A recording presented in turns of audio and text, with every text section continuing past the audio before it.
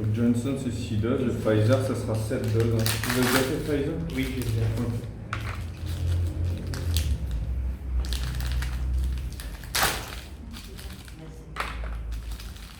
On va expliquer verbalement ou? Hop. Donc là, on enlève la petite opercule du dessus. Le Johnson c'est assez simple, il n'y a que 0,5 ml, 6 doses par vial.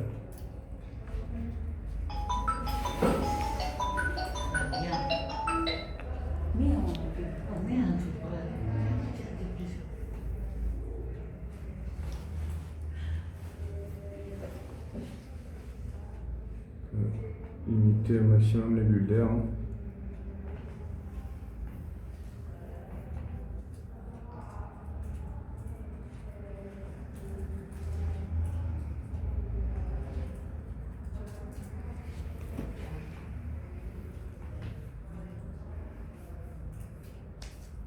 Ouais.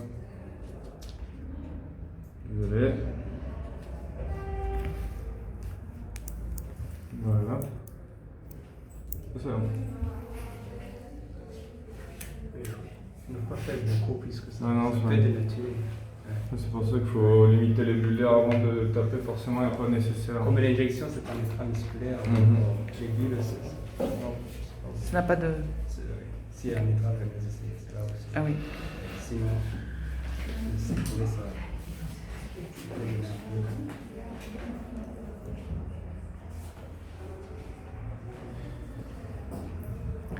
Donc, exactement 0,5 ml.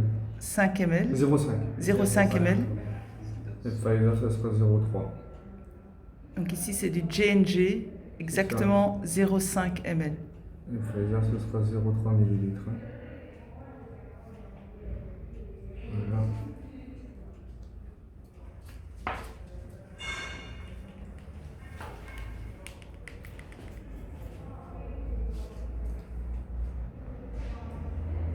Un dernier check si le 0,5 n'est pas le bulle d'air.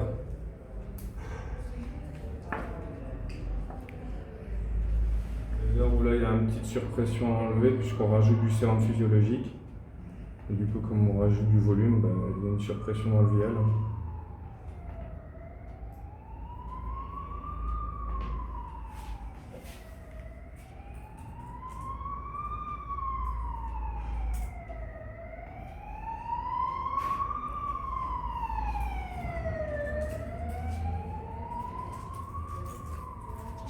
Donc là, c'est important par contre, c'est de bien marquer l'heure parce que je les ai préparés. Il ne reste plus que 6 heures en dehors du frigo, dans le frigo et 3 heures en dehors du frigo. Du coup, il faudra bien marquer l'heure. Je n'ai pas regardé l'heure qu'il est. 14h37 actuellement. Donc, 35, je les ai préparés. Donc 14h, 20h35.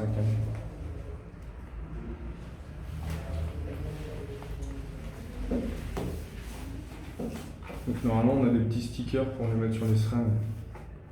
Comme ça vous savez bien si vous avez plusieurs viales. Pour pas vacciner en dehors de 6 heures.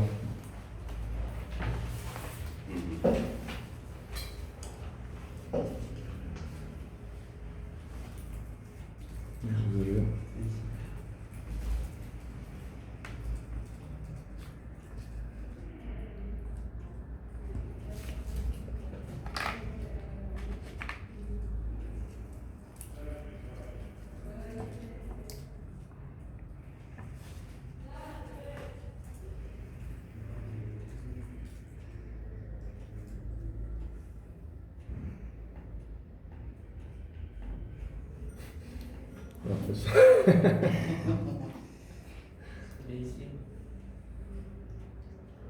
Ça, moi, ce que je fais, soit, mais c'est parce que c'est du mobile, je prends les post-it, je les mets autour de la seringue, comme ça, chaque seringue est indiquée.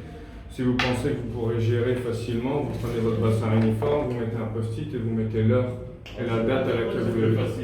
Ouais.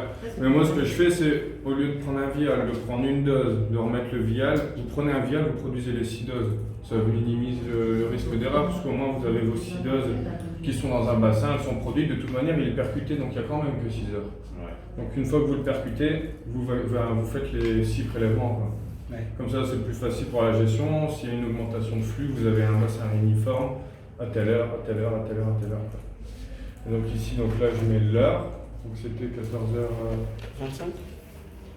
14h25, ouais. Et du coup, L'heure du début de la l'heure du début de perforation. perforation. Voilà. Je pas de stylo. Yeah. Non, c'est bon.